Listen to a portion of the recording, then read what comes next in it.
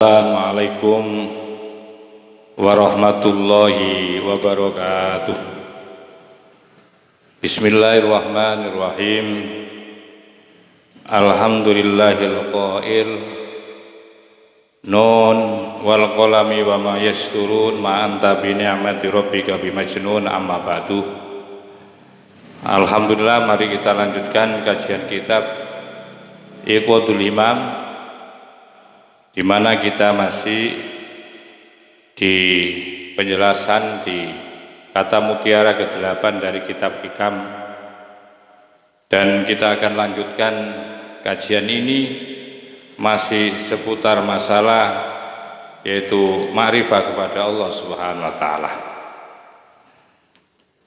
Maka itu mari kita simak bersama kajian kitab ini, dan mohon bagi yang mempunyai kitab juga untuk menyimak pada kajian kitab ini dengan kita maknai secara berkalimat.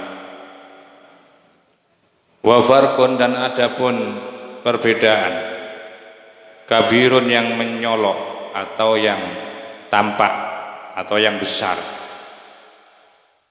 bainama antara sesuatu tuhdihi yang engkau hadiahkan, yang engkau berikan, hi akan Allah, anta dan adapun engkau, anta adapun engkau dari apa yang kamu hadiahkan, apa yang kamu suguhkan, apa yang kamu berikan kepada Allah itu minal a'malil madkhulati, dari amal-amal ibadah yang penuh dengan intervensi dan penuh dengan sesuatu yang dimasuki sesuatu. Wal ahwalil ma'lulati, dan pengalaman spiritual atau keadaan spiritual batin hati al ma'lulati yang masih penuh dengan penyakit. Jadi ini perbedaan yang mencolok, yang jelas antara sesuatu yang kita haturkan kepada Allah berupa amal ibadah-ibadah yang kita lakukan, kita amaliyahkan, perbandingannya dengan sesuatu yang akan diberikan oleh Allah Subhanahu wa ta'ala, bahwa sesungguhnya amalia manusia berupa ibadah ataupun amal-amal yang berbentuk materi itu amal-amal yang kita lakukan dan kemudian kita suguhkan kepada Allah. Kita suguhkan itu artinya kita berikan, kita haturkan kepada Allah. Itu kebanyakan amal manusia itu, amal manusia itu masih penuh dengan sesuatu yang dimasukkan, ada unsur cacat, ada kelemahan-kelemahan, ada sesuatu yang dititipkan, tidak murni ibadah yang dilakukan seorang hamba itu, kebanyakan seperti itu. Kenapa? Di dalam kitab ini dijelaskan seperti itu, memang kenyataannya seperti itu. Jadi kebanyakan manusia itu melakukan ibadah, melakukan perintah Allah itu pertama biasanya ada sesuatu yang diselipkan, ada keinginan besar di balik itu. Apa keinginan besar? Biasanya ingin masuk surga, ingin hidupnya lancar, ingin dapat rezeki banyak, dan ingin cita-citanya terkabuli. Sehingga sehingga mereka itu dengan patangnya, dengan semangatnya, dengan disiplinnya, dengan istiqomahnya, dia melakukan ibadah itu karena hal itu, karena berkepentingan. Ada kepentingan-kepentingan yang dititipkan, yang diselipkan di dalam hatinya. Ingin surga, takut neraka. Itu pasti itu. Sehingga amal manusia itu hampir kebanyakan orang itu amal ibadahnya itu ada sesuatu yang dicari dari itu, bukan murni sebagai bentuk rasa cinta yang luar biasa, sebagai pengabdian diri seorang makhluk kepada Allah Subhanahu wa taala. Ada kepentingan-kepentingan. Ada nanti takut kalau disiksa. Ada keinginan ingin masuk surga. Itu yang paling banyak. Terutama di kalangan orang-orang awam. Ya. Sebab andaikan Allah ini, ya, logikanya kan begini, andaikan Allah tidak menciptakan surga, andaikan Allah tidak membuat punishment, yaitu hukuman yang berupa neraka itu, saya yakin orang itu tidak akan beribadah. Tetapi bagi orang yang pada tingkatan makrifah, tingkatan yang sudah betul-betul cinta kepada Allah, bahwa semua amal ibadah yang dia lakukan itu bukan karena hal-hal seperti itu, bukan punya kepentingan, ya, bukan karena sesuatu nanti dapat imbalan, nanti dapat gantinya. Sebab model-model ibadah yang seperti ini seperti ibadahnya seseorang, ibadah model seperti ini seperti orang yang bekerja kepada seorang juragan, ya, minta bayaran dan minta servis, ya. Ketika kita kita bekerja sebagai tukang bangunan, ya tentu bahwa tujuan orang itu mau bekerja di tempatnya orang, ya, di juragannya itu karena ia ingin mendapatkan upah dan ingin mendapatkan sesuatu dari apa yang ia kerjakan.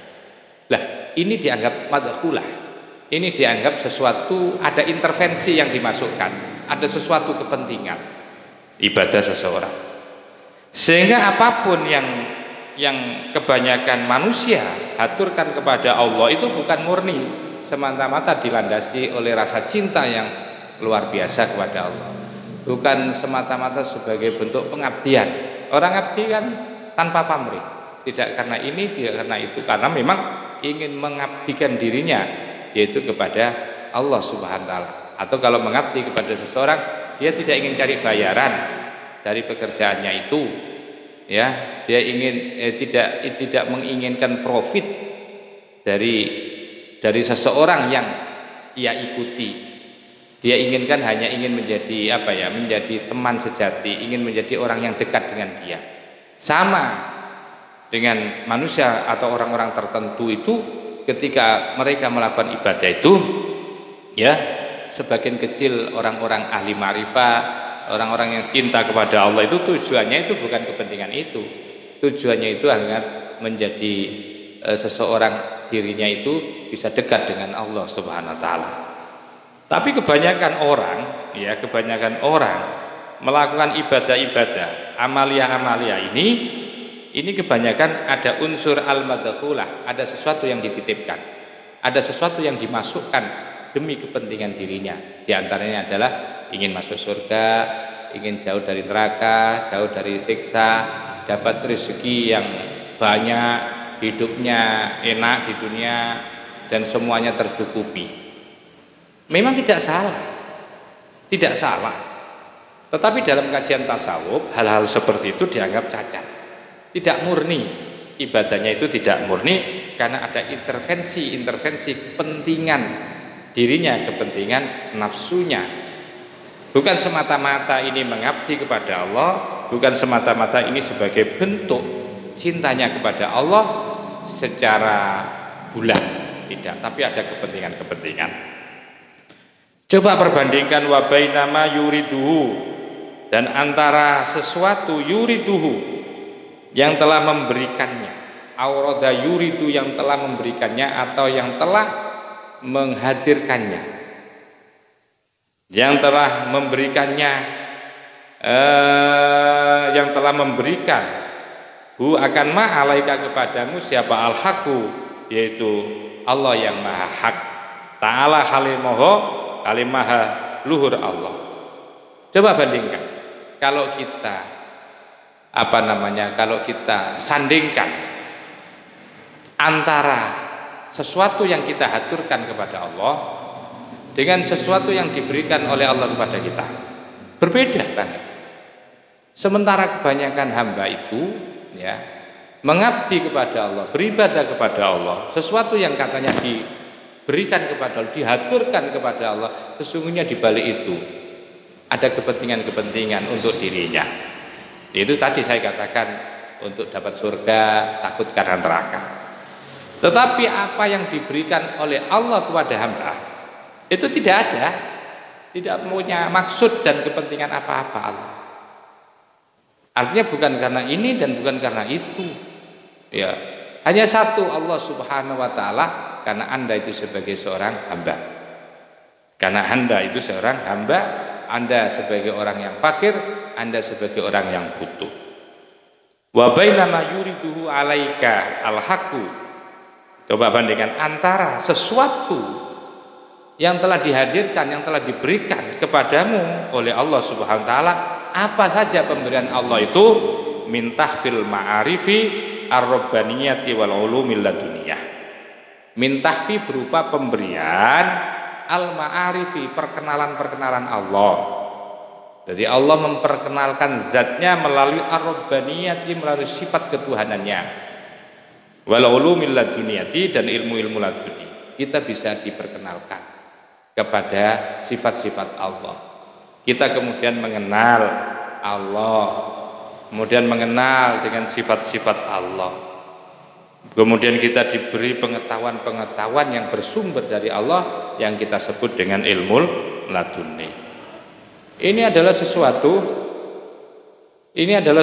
yang diberikan oleh Allah tanpa pamrih, tanpa kepentingan, ya, tanpa kepentingan, pemberian Allah Subhanahu wa taala.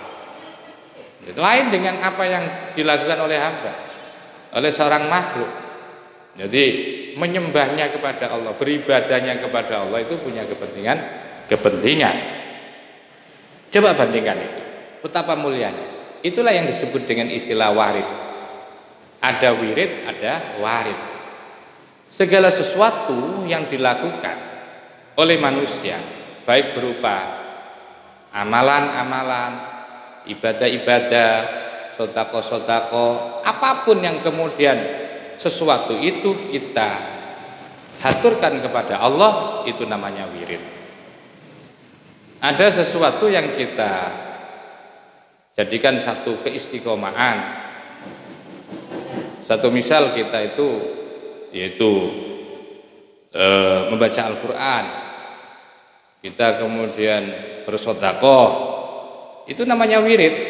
Jadi wirid itu adalah segala sesuatu yang berasal dari Allah, berasal dari manusia yang kemudian diperuntukkan, diaturkan kepada Allah Subhanahu wa taala.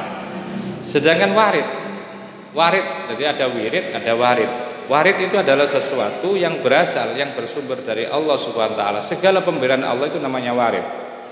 Kita diberikan kesehatan oleh Allah, diberikan rezeki, diberikan pangkat, dijadikan hamba yang seperti ini, bisa menjadi ma'rifah, diberikan ilmu-ilmu laduni. Ini semua namanya adalah warid. Oleh sebab itu, fatib nafsan ayyuhal muridu, fatib perbaikilah nafsan akan dirimu. Ayyuhal murid, wahai seorang yang menginginkan usul kepada Allah. Bima, dengan sesuatu yang zilu, yang telah turun alaika kepadamu, min hadit ta'arufatil jalaliyati, dari sebagian ma'rifah atau perkenalan Allah al-jalaliyati, melalui sifat jalalannya Allah, sifat kemuliaannya Allah. Wan nawazilul qahriyati, dan nawazil qahriyati, adanya sesuatu yang menghalangi. Nawazil, sesuatu yang kita anggap berat, yang karena dipaksa oleh Allah Subhanahu wa taala. Sesuatu yang terjadi pada diri kita, tapi sesuatu itu yang dipaksakan, ya. Sesuatu yang dipaksakan untuk diberikan kepada kita. Dan itu semua harus kita sikapi dengan cara yang baik. Selama itu pemberian Allah, ya, segala apapun bentuk pemberian Allah, ya, pemberian Allah baik itu berupa kemakrifahan, makrifah, menjadi orang yang makrifah, menjadi orang yang kenal dengan Allah melalui sifat-sifatnya, serta beberapa rintangan-rintangan yang memaksa, wan nawazil qahriyati, rintangan-rintangan yang bersifat memaksa, yang menjadi qaharnya Allah. Itu jangan sampai kita itu kita itu sampai menolak. Jangan sampai kita itu memberontak. Jangan sampai kita memprotes terhadap apa-apa yang diturunkan kepada kita oleh Allah. Baik itu berupa kebaikan maupun berupa ujian-ujian yang memaksa kepada kita ini. Ya, halangan-halangan atau rintangan-rintangan yang memaksa, ya, yang dipaksakan untuk hadir kepada kita, itu kita tetap harus menerima, yang semua berasal dari Allah itu dengan cara yang baik.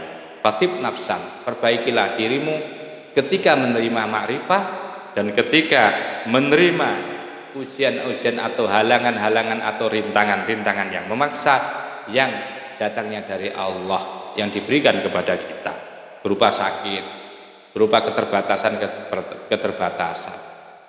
berupa fitnah-fitnah, berupa tidak menjadi terkenal, ya, berupa ujian-ujian yang lain. Itu selama itu, ya, itu berasal dan bersumber dari Allah, Allah yang nakdirkan itu semua, maka harus kita terima. Wa mithlu dzalika, dan adapun semisal hal itu adalah rintangan-rintangan yang memaksa, yang hadir, yang diberikan oleh Allah, yang memaksa, ya, Allah yang memaksakan untuk hadir kepada kita. Kal amrodi, seperti penyakit-penyakit, wal auja'i, dan kelaparan-kelaparan, wasyadaidi, dan sesuatu yang berat, sangat berat, wal ahwali, dan ketakutan-ketakutan. Jadi ketika kita itu, ya, didatangi atau ditimpa satu penyakit-penyakit yang datang kepada kita, diberikan lapar, ya, keterbatasan secara ekonomi, hidup ini berat, dan diberikan rasa ketakutan, bahwa itu semuanya harus kita terima, ya, kita terima dengan cara yang baik, dengan kita terima dengan cara yang husnudzon kepada Allah Subhanahu wa ta'ala. Bahwa seperti orang dibuat sakit, ya terimalah kalau itu betul-betul memang sudah menjadi takdirnya Allah Subhanahu wa ta'ala. Tidak dikenal, dibully orang, dicaci maki orang, ya, itu termasuk kategori adalah nawazilul qahriyah. Untuk itu ketika kita dihadapkan kepada persoalan-persoalan seperti itu, keterbatasan, ditimpa sakit, diuji dengan beraneka ragam ujian yang semuanya berasal dari Allah Subhanahu wa taala. Wa kulli ma yuskilu ala nafsi, dan segala sesuatu yuskilu yang membuat berat ala nafsi, terhadap nafsu, wa yu'allimuha, dan membuat sakit, kullu ha kepada nafsu, kal fakri, seperti fakir, wa dzulli, seperti kerendahan, wa adhiyatil khalqi, dan disakiti oleh banyak orang, wa ghairi dzalik, dan lain-lain dari itu semua, mimma, dari sesuatu tukrihuhu, yang menjadikan benci hu kepada nufusu, yaitu jiwa-jiwa atau nafsu. Wa kullu ma, maka adapun setiap sesuatu, yang zilu, yang turun, bika kepada kamu, min hadil umuri, dari beberapa perkara-perkara ini, faya, maka adapun hadil umur itu ni'amun kabiratun, merupakan nikmat yang sangat besar, wa mawahibu waziratun, dan merupakan pemberian-pemberian yang sangat banyak. Tadulu, yang menunjukkan ala kuwati sidqika, menunjukkan atas kuatnya ya kejujuranmu, keteguhanmu untuk tetap mengabdi kepada Allah Subhanahu wa taala sekalipun Anda ditimpa dengan ujian-ujian, ditimpa dengan musibah, ditimpa dengan sakit, Anda tetap untuk menunjukkan kegigihanmu untuk terus beribadah kepada Allah. Karena apapun bentuknya, yang menjadi pemberian Allah itu bahwa segala sesuatu yang datang dari Allah itu pasti mulia, pasti bagus. Ya pasti bagus. Lebih-lebih kamu sadar bahwa sakit itu datang dari Allah. Keterbatasan ya itu datangnya dari Allah. Kamu diuji dengan beraneka ragam ujian, itu kamu sadari itu juga dari Allah Subhanahu wa taala. Dan kamu masih tetap beribadah kepada Allah. Maka itu membuktikan bahwa betapa kuatnya ya pengabdianmu kepada Allah Subhanahu wa taala. Sekalipun Anda diuji, sesungguhnya Anda tetap untuk selalu beribadah kepada Allah Subhanahu wa taala. Oleh sebab itu, id bi qadri ma ya'dumu sidqu ya'dumu ta'arrufu. Jadi karena bi qadri ma, dengan kira-kira ya sesuatu ya'dumu sidqu, agungnya keteguhanmu, kekuatanmu di dalam mengabdi kepada Allah, itu menunjukkan ya'dumu ta'arrufu, yaitu seberapa besar atau agung kemakrifahanmu kepada Allah Subhanahu wa taala. Jadi untuk mengukur sebuah pengabdian yang benar-benar mengabdi kepada Allah itu bukan main-main. Ini betul-betul jujur, hamba yang jujur, hamba yang betul-betul mengabdi kepada Allah. Itu nanti cara mengukurnya itu bisa dilihat sejauh mana atau sebesar apa rasa atau sebesar apa hatinya bermakrifat atau kenal kepada Allah Subhanahu wa taala. Maka kalau semakin kuat, semakin besar makrifatnya kepada Allah, grade atau nilai makrifatnya kepada Allah itu sangat tinggi, sangat kuat, maka akan semakin kuat ya rasa jujurnya ya mengabdi kepada Allah, kuatnya untuk mengabdi kepada Allah, untuk terus bertahan menjadi hamba sekalipun dia penuh dengan ujian, cobaan yang datang dari Allah. Dia tidak akan pernah goyah, dia tidak akan pernah lepas untuk terus beribadah kepada Allah Subhanahu wa taala sekalipun terpaan ujian itu silih berganti datangnya. Karena ini nanti untuk mengukur, untuk menimbang, yaitu kebesaran makrifat seseorang itu nanti untuk melihat besar dan kecilnya itu nanti bisa dilihat dari sejauh mana atau seberat apa ya pengabdiannya kepada Allah Subhanahu wa taala. Sebab manusia itu memang perlu diuji. Maka itu asyaddukum balaan al-anbiya. Asyaddukum, maka adapun yang paling dahsyat di antara kalian, apanya balaan, ujiannya itu al-anbiya, para nabi, wal amsalu, dan orang-orang yang sepadan, selevel dengan nabi, wal amsalu, dan orang-orang yang selevel dengan nabi. Baru kemudian turun kepada wali, kepada ulama, pada kiai, pada ustadz, dan kemudian kepada masyarakat biasa. Jadi sesungguhnya nabi itu adalah manusia yang pilihan, manusia yang memang dipilih oleh Allah. Dipilih oleh Allah karena apa? Karena kuatnya dia menerima ujian demi ujian dari Allah. Jangan dianggap kamu katakan enak jadi nabi, itu berat juga jadi nabi. Karena sepanjang hidupnya seorang nabi itu akan selalu terus diuji oleh Allah. Dan manusia, hamba Allah yang paling tinggi ya ujiannya itu adalah para nabi. Tidak ada bandingannya para kiai-kiai itu kalau dibandingkan dengan para nabi. Wah, ada orang sekarang loh ngaku jadi nabi, ya, tapi tidak pernah diuji loh.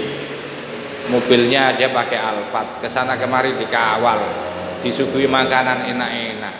Wah, Nah, ini aja ngaku-ngaku nabi, padahal syarat menjadi nabi itu haruslah dia menerima ujian yang paling berat di antara makhluk yang lain. Kalau ada orang ngaku seperti itu namanya nabi palsu.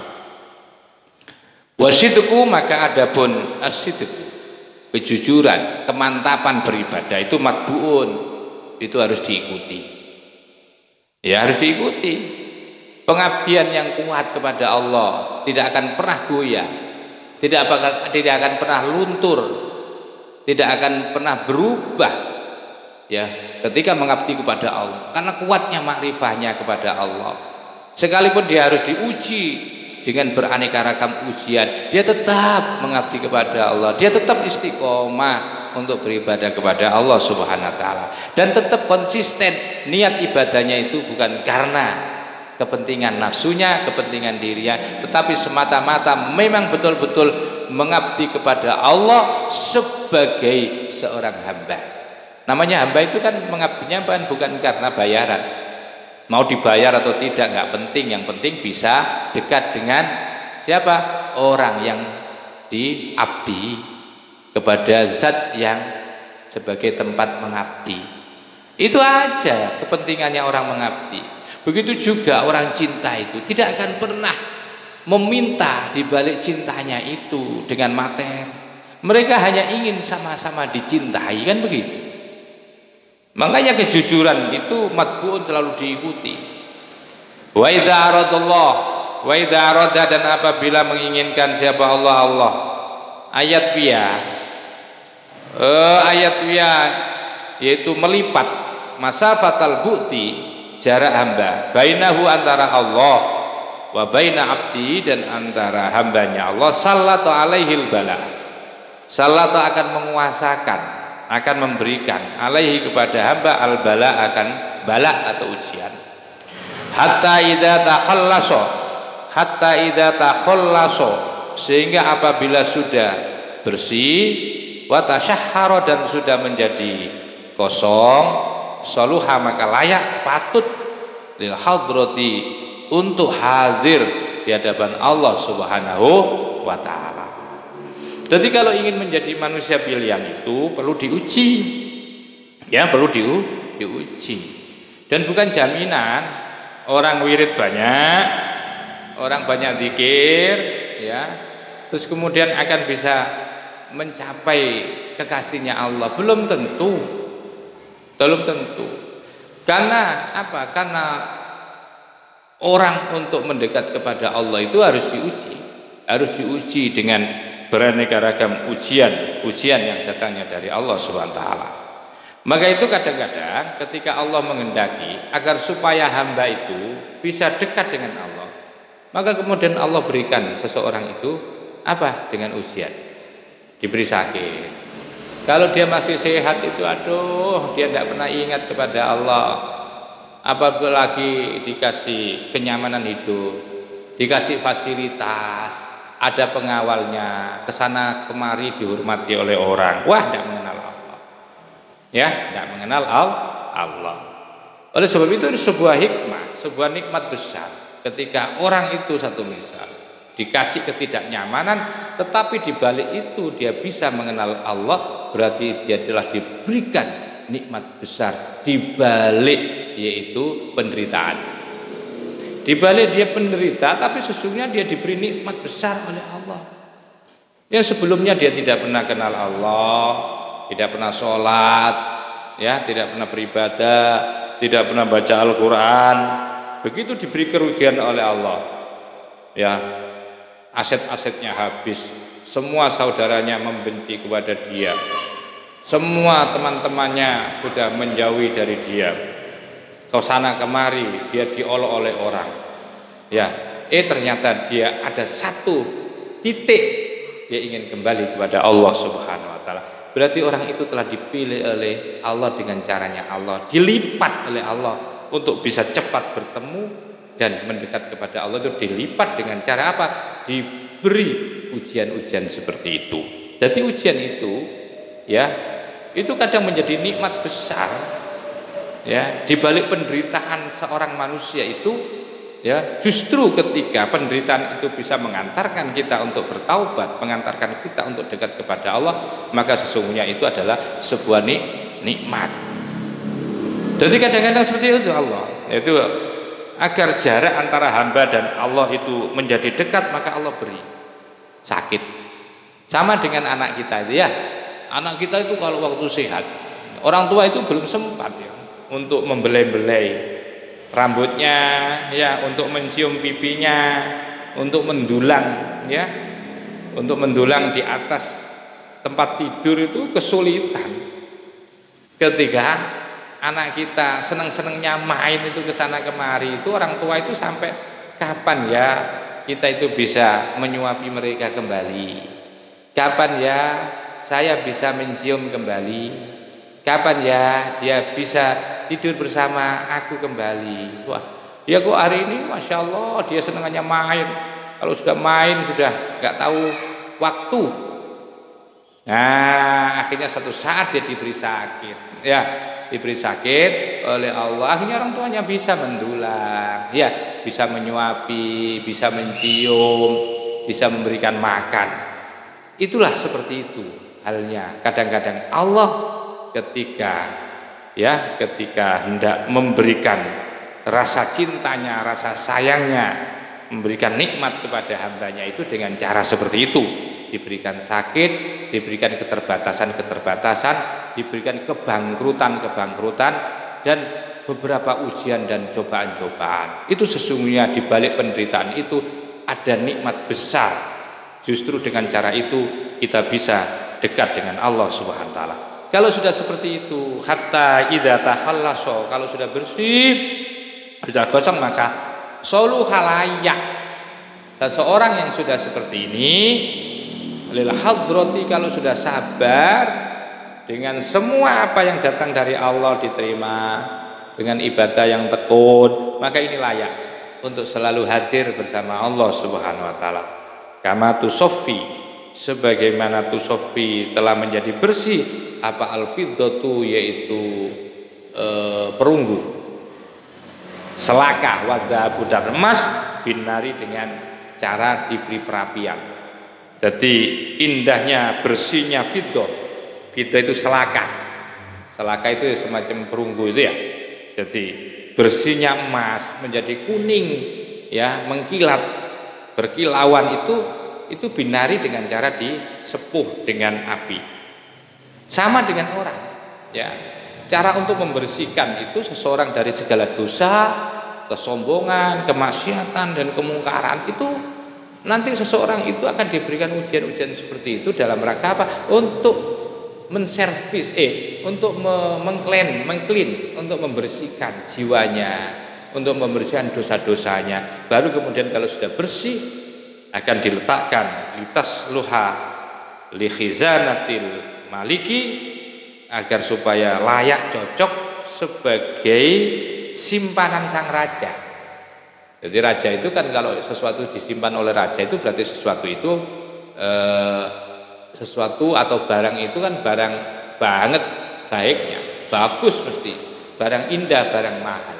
Itu akan menjadi hiasan di setiap lemari-lemarinya raja. Sama dengan orang-orang yang ketika sudah dikehendaki oleh Allah, ya, ketika orang itu akan didekatkan kepada Allah, oleh Allah, kepada zatnya Allah dan dengan sifat-sifatnya Allah, maka oleh Allah itu akan orang itu dikasih keterbatasan-keterbatasan. Ketika dia sabar dengan pemberian Allah akan keterbatasan-keterbatasan itu, dengan sakit, dengan kebangkrutan, dengan ketidakkenalan, dengan dihujat kesana semari oleh orang, ketika dia sabar maka dia layak untuk menjadi kekasih Allah yang akan selalu ditemani oleh Allah Subhanahu wa taala. Oleh sebab itu di kalangan ulama-ulama sufi dulu itu, Masya Allah, dia hidup itu senang di dalam keterbatasan, justru tidak suka hidup di dalam ruang yang bebas dengan kemewahan-kemewahan. Dia justru kalau diberi rasa sakit, diberi keterbatasan, diberi ketidakterkenalan, itu justru mereka senang. Karena itulah cara untuk mengalahkan nafsu, katanya. Karena dengan cara itulah untuk menghilangkan rasa sombong. Ya, karena orang itu akan sombong, kebanyakan orang itu karena ada kesempatan yang banyak, ada ruang yang ia punya, ruang yang luas, ruang yang bebas. Mungkin diberi kekayaan, mungkin diberi ilmu yang alim, dan tidak pernah diuji sama sekali. Ya, tidak pernah diuji sama. Oleh sebab itu, kalangan sufi, tasawuf, guru-guru kita dulu itu memilih dengan cara hidup yang sangat terbatas. Wa mazalati syuyukhu, wa mazalat, dan selalu siapa asyuyukhu, para guru-guru, wal arifuna, dan orang-orang yang ahli ma'rifah, mereka yafrahuna, mereka semuanya adalah senang gembira bihadhin nawazili, dengan rintangan-rintangan ini. Jadi ketika dia mendapatkan rintangan, mendapatkan ujian, mendapatkan cobaan-cobaan, ya, mendapatkan keterbatasan-keterbatasan, justru ulama-ulama, guru-guru kita, orang-orang ahli ma'rifah itu sesungguhnya mereka sangat senang. Ya, sangat senang dengan cara Allah seperti itu. Wa yasta'idduna, dan mereka juga mempersiapkan, selalu siap untuk menerima laha kepada nawazil, kepada rintangan-rintangan hidup itu. Dia senang di situ.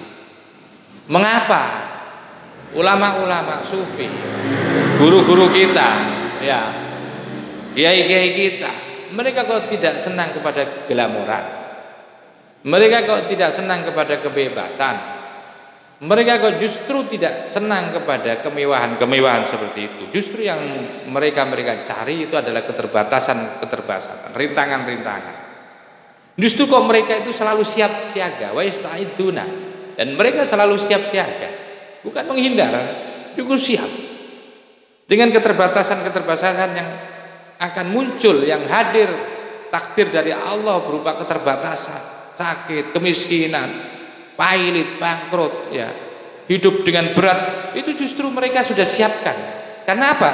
Karena fi kasbil mawahibi, ini dalilnya, fi kasbil mawahibi, karena tempat-tempat itu, nawazil, rintangan-rintangan hidup itu, disitulah tempat munculnya hasil pekerjaan yang mengeluarkan, yang menghasilkan, yaitu mawahib.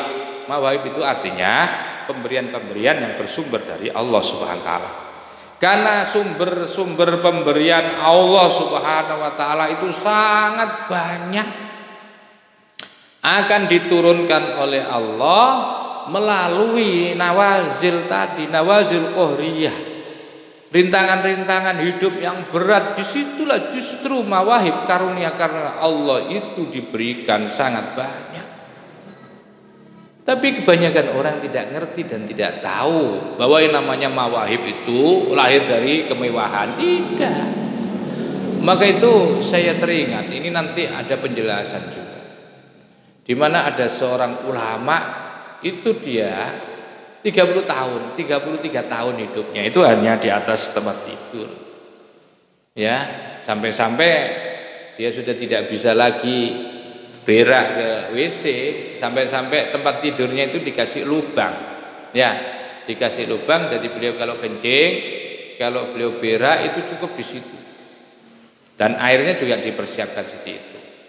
Ketika melihat teman-teman yang lain itu menangis semua akan kondisi seperti itu. Tapi ada sebagian temannya yang sama-sama, ya, yang sama-sama kelasnya sufi, ketika melihat seperti itu, justru dia menyesali akan teman-temannya yang merasa kasihan penderitaan yang ia terima. Apa dia? Saya justru senang dengan kondisi seperti ini. Karena apa? Mereka tidak ada tahu bahwa ternyata para malaikat itu setiap hari, hampir para malaikat itu setiap hari hadir di majelis dia sakit. Masya Allah. Dan dia bahkan meminta akan terus hidup dalam kondisi seperti itu dibandingkan dia di dalam kebebasan. Ini karena keyakinan yang kuat. Karena di situ katanya kasbul mawahib, banyak sesungguhnya peparing-peparing Allah yang hadir tanpa diusahakan. Ya ibaratnya orang sakit itu. Ya, kalau waktu sehat itu kadang-kadang sulit untuk dapat makanan roti yang enak, untuk makan daging yang enak itu sulit. Ya, justru pemberian rezeki itu justru karena dibuat menderita orang itu, akhirnya dia nggak perlu kerja lagi, roti sudah ada, banyak orang yang jenguk bawa roti. Pengen sate, sudah ada banyak orang yang jenguk bawa sate. Sehingga semua makanan bisa terpenuhi. Dari apa? Dari melalui penderitaan itu. Itu kalau secara zahir itu. Ternyata secara ruhiyah, batiniah itu bahwa setiap penderitaan-penderitaan secara zahir itu sesungguhnya ada mawahib, ada banyak peparing-peparing yang diberikan oleh Allah Subhanahu wa taala. Oleh sebab itu wa kana sayfu syuyukhina, yaitu guru-guru kita. Guru-guru kita itu Sayyidi Ali Al-Umrani radhiyallahu anhu. Sayyidi Ali Al-Umrani itu ada dulu yusamiha, menamakan. Menamakan apa? Menamakan An-Nawazil. An-Nawazil itu adalah rintangan-rintangan hidup berat. Hidup berat itu beliau namakan dengan nama Lailatul Qadar, dengan istilah Lailatul Qadar, yaitu malam qadar. Wa yaqulu dan dawuh siapa? Syaihu syuyukhina. Dawuhnya begini, bahwa Lailatul Hizati adapun malam yang penuh dengan cobaan, yang penuh dengan ujian. Ya, adapun malam yang penuh dengan ujian, cobaan itu Lailatul Qadri itu sama dengan Lailatul Qadar. Bayangkan. Itu ketika orang diuji ya sepanjang hidupnya dengan penderitaan-penderitaan, yang mana penderitaan-penderitaan itu semua adalah lahir dan datang dari Allah. Tidak ubahnya kita diberikan nikmat oleh Allah, tidak ubahnya kita diberi rezeki oleh Allah, tidak ubahnya kita diberikan ma'rifah, kenal dengan sifat jalaliyahnya Allah. Itu namanya pemberian. Begitu juga Allah akan memberikan keterbatasan, rintangan-rintangan al-qahriyah yang bersifat pemaksa seperti sakit, diberikan rasa lapar, diberikan hidup yang berat, diberikan rasa takut, khawatir. Yang ini semuanya datangnya dari Allah. Bahwa penderitaan-penderitaan ini bila malam, dan itu kemudian dirasakan oleh setiap orang yang sedang diuji, bahwa sesungguhnya malam-malam di mana orang itu diuji dengan penderitaan, diuji dengan ujian-ujian yang datang dari Allah, itu sama dengan Lailatul Qadar. Allati hiya khairun min alfi syahrin, di mana Lailatul Qadar itu adalah khairun, lebih bagus, min alfi syahrin, daripada 1000 bulan. Bayangkan bahwa setiap orang, malam-malam orang, setiap malamnya orang yang diuji oleh Allah, orang yang menerima takdir tidak enak yang berasal dari Allah, ketika malam itu kan berat dirasakan. Bahwa sesungguhnya malam-malam penderitaan, malam-malam di mana Anda merasakan sakit akan ujian-ujian yang datang dari Allah, maka sesungguhnya itu sama dengan Lailatul Qadar. Justru kalau orang itu diberi rasa sakit setiap malam, enggak sembuh-sembuh hari-harinya, tiap malam, kan orang sakit kalau malam itu sangat menderita. Begitu juga tidak hanya orang sakit, orang-orang yang mengalami kebangkrutan kalau malam itu justru penderitaannya datang. Ya, rasa berat itu datang kalau malam. Penderitaan-penderitaan yang datang di saat malam-malam seperti itu, maka sesungguhnya rasa seperti itu sama dengan Anda, yaitu mendapatkan malam Lailatul Qadar. Kalau malam Lailatul Qadar itu Anda bisa dapati hanya dalam 1 tahun itu hanya 1 kali di saat bulan Ramadan. Tapi justru tidak dengan orang-orang yang menerima takdir Allah dengan sakit, dengan penderitaan-penderitaan, keterbatasan-keterbatasan ini. Justru kalau Anda sabar menerima dengan segala sesuatu bahwa itu adalah ujian dari Allah, maka setiap malam Anda telah berlailatul qadar. Bayangkan. Jadi dibalik penderitaan itu, dibalik nakom, dibalik sakit, dibalik keterbatasan-keterbatasan yang diberikan Allah kepada makhluknya, kepada hambanya itu, maka sesungguhnya itu ada nikmat-nikmat yang sangat luar biasa besar. Bahkan ini dikatakan oleh Sayyidi Ali Umroni bahwa Lailatul Hizati Lailatul Qadar. Jadi malam di mana Anda menerima ujian itu sama dengan malam Lailatul Qadar. Di mana malam Lailatul Qadar itu adalah malam yang jauh lebih bagus dibandingkan 1000 bulan. Kenapa itu? Wadzalika. Ini kenapa kok luar biasa sih? Orang dengan sakit di waktu malam ya menderita sepanjang penderitaannya itu ketika waktu malam itu kan memang berat dirasakan. Kan memang berat. Kalau siang mungkin ya banyak teman. Ada teman yang diajak ngobrol. Ada teman yang memberi solusi kalau itu orang menderita karena bangkrut atau karena dibenci oleh orang. Masih ada orang yang akan menghiburnya. Tapi kalau malam yang lain sudah tidur. Tidak ada orang yang sedang menasihati mereka istirahat semua. Yang ada hanya diri Anda dengan persoalan-persoalan Anda. Begitu juga orang yang sakit, yang bisa merasakan pada waktu malam adalah Anda sendiri, yang lain adalah tidur pulas. Sehingga itu penderitaan yang sangat berat dialami oleh orang-orang yang diuji oleh Allah. Sehingga itu menjadi nilai tersendiri. Sehingga oleh Al-Imam Al-Umroni itu sama dengan Lailatul Qadar, disamakan dengan Lailatul Qadar.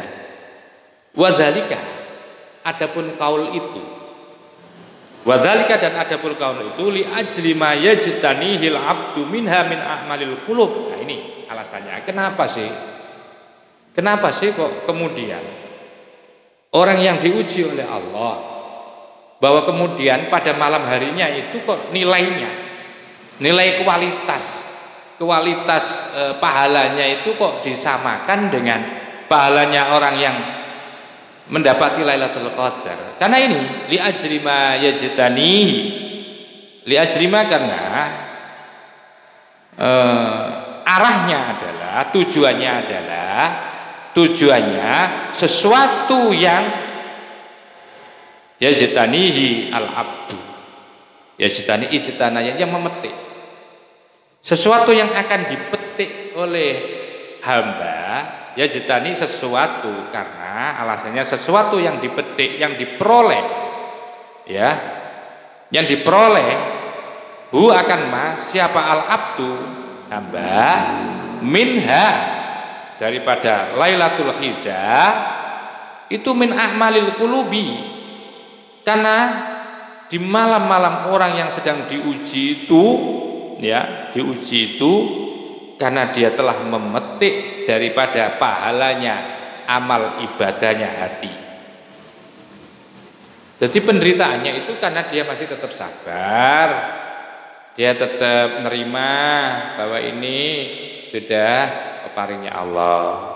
Dalam kondisi seperti ini dia sabar, dia tawakal, dia juga qanaah, dia tetap istiqomah untuk beribadah kepada Allah dan tidak pernah putus asa. Hatinya, di dalam hatinya itu seperti itu, menerima seperti itu, menerima dengan keadaan seperti ini, diterima, ya sudah, ini sudah takdirnya saya, diterima apapun yang ada pada diri saya yang terjadi ini saya terima, itu semua adalah takdir, iradah dan kudrah Allah Subhanahu wa taala. Ini yang dimaksudkan. Jadi tidak sampai mengeluh.